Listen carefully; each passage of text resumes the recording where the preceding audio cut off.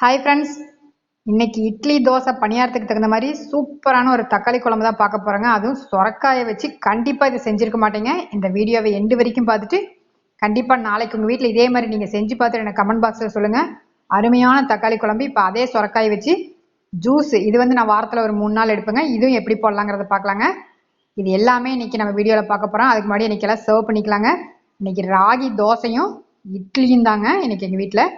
அதுக்கு சொரக்காய் தக்காளி குழம்பு, அதே சொரக்காய் வச்சு சட்னி, இந்த 2 ரெசிபி நம்ம பார்க்கலாங்க. அதுக்கு முன்னாடி எங்கள் சேனலை தடவை பார்க்குறவங்களா இருந்தால் ப்ளீஸ் சப்ஸ்கிரைப் பட்டனை ப்ரெஸ் பண்ணி வச்சுக்கோங்க. இந்த வீடியோவை எண்டு வரைக்கும் ஸ்கிப் பண்ணாமல் பாருங்கள். வாங்க இப்போ வீடியோக்குள்ளே போயிடலாம். இந்த வீடியோவை சேவ்லையும் போட்டு வச்சுக்கோங்க. இதுக்காக நான் வந்து இன்றைக்கி எடுத்துருக்கிறது சொரக்காய் அவ்வளோ நல்லதுங்க. உடம்புக்கு வந்து ரொம்ப ரொம்ப நல்லது. மெயினாக சுகர் பேஷண்ட் எல்லாம் வந்து தாராளமாக இதை வந்து எடுத்துகிட்டு வரலாங்க. கிட்னிக்கு ரொம்ப நல்லது. இந்த சொரக்காய் வந்து இதை வந்து நான் மேலே தோலை மட்டும் சீவிக்கிறேன். இதை தோல் கூட நீங்கள் யூஸ் பண்ணிக்கலாம் சட்னிக்கு. ஆனால் நான் இன்னைக்கு யூஸ் பண்ணல. ஆனால் இந்த தோலை வச்சு நம்ம சட்னி அரைச்சா கூட ரொம்ப நல்லதுதாங்க. இப்போ நான் எல்லாம் மேல் தோலை எல்லாம் எடுத்துட்டு இப்போ வந்து சின்ன சின்னதாக கட் பண்ணிக்க போகிறேன். இது வந்து பாசிப்பருப்போடு சேர்ந்து இதை ஃபஸ்ட்டு வேக வச்சுக்கலாங்க. இதை வேக வச்சுட்டு அதுக்கப்புறமா இதுக்கு உண்டான தக்காளி வெங்காயமெல்லாம் கட் பண்ணணும். இது பெருசு பெருசாக கூட நம்ம கட் பண்ணிக்கலாம். இப்போ பாதி காய் தான் நான் போடுறேன். இப்போ இதில் வந்து நான் ஜூஸுக்கு ஃபஸ்ட்டு எடுக்கிறேங்க. மல்லித்தலை, கொஞ்சமாக இஞ்சி, கருவேப்பிலை நல்லா தாராளமாக போட்டுக்கோங்க, நல்லா அயன் சத்து. அதுக்கப்புறமா இதில் வந்து சொரக்காய் வந்து தோலோடையே கட் பண்ணி போடணும். தோலை வந்து கட் பண்ண வேண்டாம், அப்படியே நம்ம சேர்த்திக்கலாங்க. இது ஜூஸுக்கு நான் காலையில் வந்து எப்பயும் எடுக்கிறது எப்படின்னா வாரத்தில் 3 நாள் நான் எடுப்பேன். இந்த மாதிரி இது ஒன்று வெள்ளை பூசணி ஜூஸ் எடுப்பேன். அது வாரத்தில் 2 நாள் கூட எடுப்பேன். இல்லை ஒரு நாள் எடுத்துட்டு மற்ற நாள் வேறு ஏதாவது எடுப்பேன். சொரக்காயெல்லாம் வந்து அவ்வளோ நல்லதுங்க. ஆனால் இது வந்து இந்த வின்டர் சீசனுக்கு வந்து, இந்த ரெய்னி சீசனுக்கு வந்து மெயினாக இந்த சைனஸ் இருக்கிறவங்களாம் எடுக்க வேண்டாம். அல்சருக்கெல்லாம் ரொம்ப நல்லதுங்க. இப்போ நான் அந்த ஜூஸை எடுத்தாச்சு. இப்போ பாசிப்பருப்பும் சொரக்காயும் சேர்த்து குழம்புக்கு வந்து தக்காளி குழம்புக்கு வேக வச்சுக்கிறேன். இது நல்லா கொஞ்சம் தண்ணி விட்டு தாராளமாகவே வேக வச்சுக்கலாம். இப்போ இதோட தக்காளியும் போட்டு வேக வைக்கிறேன்னா வேக வைக்கலாம். நான் வந்து இன்றைக்கி தாளிக்கிறதுக்கு தான் தக்காளி வச்சுருக்குறேங்க. தக்காளி வந்து ஒரு 3 தக்காளி எடுத்து கட் பண்ணி வச்சுருக்கேன். அதுக்கப்புறம் 2 பெரிய வெங்காயம் சின்ன சின்னதாக கட் பண்ணிக்கலாம். ஏன்னா இப்போ தான் பருப்பு வந்து நான் அந்த பருப்பும் சுரக்காயும் குக்கரில் போட்டிருக்கேன். அது வேகிறதுக்குள்ளே நம்ம வெங்காயம் தக்காளியெல்லாம் கட் பண்ணிக்கலாம். எப்பயுமே வெங்காயம் மட்டும் நம்ம செய்யறப்ப மட்டும்தான் கட் பண்ணுங்க. நம்ம முதலையே கட் பண்ணி வைக்கக்கூடாது. நான் எப்பயும் அடுப்பில் ஏதாவது பண்ணிட்டு இருந்தேன்னா அதுக்கு உண்டானது அடுத்தது தாளிக்கிறதுக்கு நான் இப்போ கட் பண்ணிக்குவேன். அந்த டைமுக்கு வந்து நான் அட்ஜஸ்ட் பண்ணி நான் கட் பண்ணிக்குவேன். இப்போ வெங்காயம், கருவேப்பிலை, பச்சை மிளகாய் 1 எடுத்திருக்கேன், தக்காளி எடுத்திருக்கேங்க. இப்போ தக்காளி குழம்புக்கு பொட்டுக்கடலை 1 டேபிள் ஸ்பூன் ஆட் பண்ணிக்கிறேன். இதில் அவங்கவுங்க தேவைக்கு தகுந்த மாதிரி தேங்காய் சேர்த்திக்கலாங்க. இப்போ இதை வந்து வெறும் தேங்காய் பொட்டுக்கடலை இதை மட்டும் அரைச்சி எடுத்துக்கலாம். இப்போ எல்லாம் கட் பண்ணி வச்சாச்சு. இப்போ அந்த சொரக்காயும் பருப்பு நல்லா வெந்துருச்சு. இதை நல்லா ஒரு மத்து போட்டு நல்லா கடைஞ்சி எடுத்துக்கலாங்க. இப்போ அதுக்குள்ளே இந்த பக்கம் நான் கடாய் வந்து ஏன் வைக்கிறேன்னா சட்னி தாளிச்சிக்கலாம். அதாவது சொரக்காய் சட்னிக்கு வந்து வறுக்கணுங்க, அதுக்காக நான் வச்சுருக்கேன். இப்போ அந்த சொரக்காயும் அந்த பருப்பும் நல்லா எவ்வளோக்கு எவ்வளோ நீங்கள் ஸ்மாஷ் பண்ண முடியுமோ அந்த அளவுக்கு பண்ணிக்கலாம். ஆனால் மத்தில் பண்ணுறதா ரொம்ப நல்லது. இப்போ தனியாக எடுத்து வச்சுட்டு தான் பண்ணுறேன்.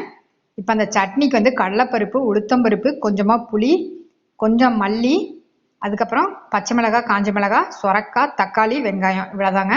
இது எல்லாமே எடுத்து கட் பண்ணிக்கலாம். சொரக்காய் தக்காளி எல்லாம் கட் பண்ணிக்கலாம். கொஞ்சம் பெருசு பெருசாக கட் பண்ணிக்கலாங்க, ஏன்னா நம்ம வறுக்க தான் போகிறோம். இதில் சீரகம் நான் சேர்த்துலைங்க, வேணுங்கிறவங்க சேர்த்திக்கோங்க. இப்போ இதை கொஞ்சம் நல்லா பெருசாக தக்காளி வந்து போட்ட வரைக்கும் சட்னி அவ்வளோ நல்லா இருக்குங்க. தக்காளி கொஞ்சம் தாராளமாக வேணுங்கிறவங்க, புளிப்பு நல்லா சாப்பிட்றவங்க இன்னும் 2 தக்காளி கூட போட்டுக்கலாம். ரொம்ப சூப்பராக இருக்கும். இதில் லாஸ்ட்டாக நான் வந்து இதையெல்லாம் வறுத்துட்டு 1 டேபிள் ஸ்பூனுக்கு தேங்காய் ஆட் பண்ணிக்குவேன். அதை ஜாஸ்தி வறுக்க மாட்டேன். இப்போ அவ்வளோதாங்க. இது எல்லாமே கட் பண்ணிக்கிட்டு இதை அப்படியே நம்ம போட்டு வறுக்க வேண்டியது தான். ஃபஸ்ட்டு ட்ரையான பொருளெல்லாம் போட்டு நம்ம வறுத்து வச்சுட்டு அதுக்கப்புறமா மற்ற பொருளெல்லாம் அப்படியே சேர்த்து வறுத்துக்கலாம்.